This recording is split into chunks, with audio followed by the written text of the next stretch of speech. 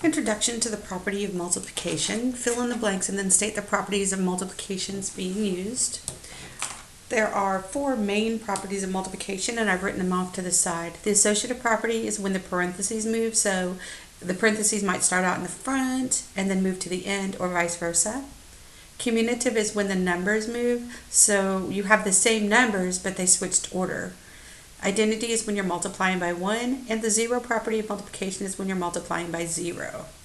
So on this first one, you want to fill in the blanks with the missing numbers. So 2, 8, 8, 2. So the missing one is 2. And then the numbers changed order there, so the numbers moved. So that's the commutative property.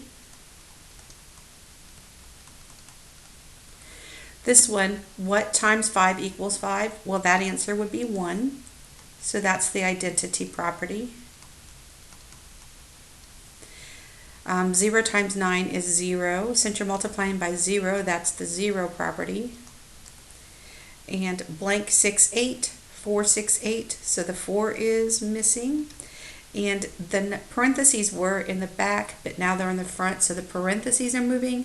So that is associative property.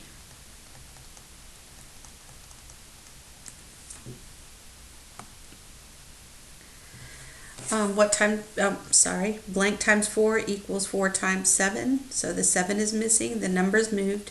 That's commutative.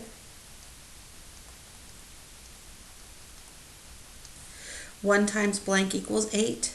The missing number is 8. You're multiplying by 1. So that's identity property. Blank 4, 8. 2, 4, 8. So the 2 is missing. The parentheses moved from the back to the front, so that is associative property.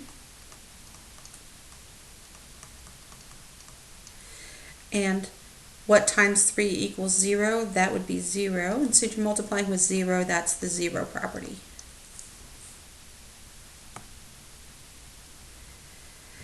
Eight times 6 equals blank times 8, so the 6 is missing.